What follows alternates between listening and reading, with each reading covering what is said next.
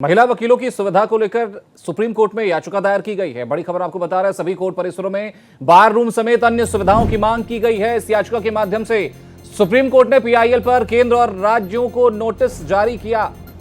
जरूरतमंद युवा वकीलों को मंथली वित्तीय सहायता की मांग का यह मामला है। शुरुआती सालों में वित्तीय सहायता की मांग पर भी भेजा नोटिस। सीजेआई जस्टिस सूर्यकांत की अध्यक्षता वाली पीठ ने भेजा नोटिस। तो सभी कोर्ट परिसरों में यह नोटिस भेजा गया है। सुप्रीम कोर्ट ने पीआईएल पर केंद्र और राज्यों को नोटिस भेजा है। तो हमारे सहयोगी गोपाल कृष्ण जुड़ गए हैं ज्यादा जानकारी के साथ। गोपाल जी, नोटिस भेजा गया है, सुप्रीम कोर्ट ने भेजा है सभी राज्यों को। क्या जवाब उधर से आया है और इस पूरे मामले में इसका मुख्य कारण क्या है नोटिस भेजने का?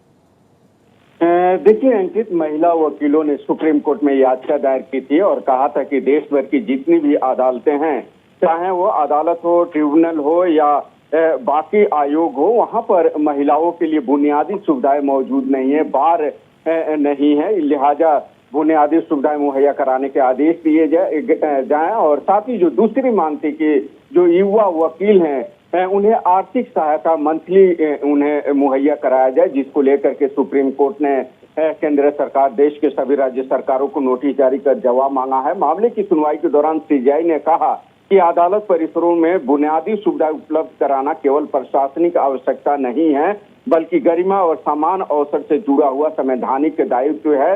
वहीं युवा वकीलों को आर्थिक चुनौतियों को लेकर के भी उन्होंने चिंता जाहिर की और कहा कि कई सारे ऐसे युवा वकील होते हैं जो काफी टैलेंटेड होते हैं, लेकिन आर्थिक परेशानी के चलते वो वकालत के पेशे को छोड़ देते हैं। लिहाजा वो कोशिश करेंगे कि इसको लेकर के एक कमेटी बनाई जाए और 3 साल तक कम से कम उन्हें हर महीने पैसा मुहैया कराया जाएगा और धीरे धीरे पैसे कम किए जाएंगे और 6 से 7 साल बाद जो है इसे पूरी तरीके से खत्म कर दिया जाएगा, जब वो पूरे तरीके से वकालत की पेशे में शामिल हो जाएंगे। तो यह बातें कही गई है। कोर्ट ने 17 जुलाई को इस मामले में अगली सुनवाई करेगा, लेकिन कोर्ट ने अटॉर्नी जनरल से इस मसले पर गोपाल कृष्ण जी, जो मंथली भत्ते की बात कही जा रही है, जो मंथली सहायता देने की बात कही जा रही है, उसमें क्या कोई राशि निर्धारित की गई है? कितनी राशि मंथली दी जाएगी उन वकीलों को जो अभी बहुत ज्यादा अर्निंग नहीं कर पा रहे हैं? देखिए अंकित, अभी इसको लेकर के केंद्र सरकार और राज्यों से जवाब मांगा गया है कि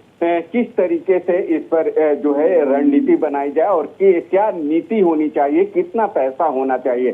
कोर्ट ने यह भी कहा है कि अगर इनके हेल्प के लिए कोई पैसा देना चाहता है तो पैसा दे सकता है। एक फंड जो है इकट्ठा किया जाएगा, एक फंड जनरेट करने के बाद उसी फंड से इन्हें पैसा मुहैया कराया जाएगा। यह संकेत दिया है सुप्रीम कोर्ट ने। जब राज्य और केंद्र सरकार के जवाब आएंगे और उसके बाद जब मामले की सुनवाई होगी, तब सुप्रीम कोर्ट तय करेगा कि आगे इसमें क्या कुछ आदेश दिया जाए। चलिए, बिल्कुल गोपाल कृष्ण जी, पहल बहुत अच्छी है। अब सुप्रीम कोर्ट का फैसला किस तरह से आता है और क्या कुछ फैसले के बाद कार्रवाई राज्य सरकारें करती हैं, ये देखने वाली बात।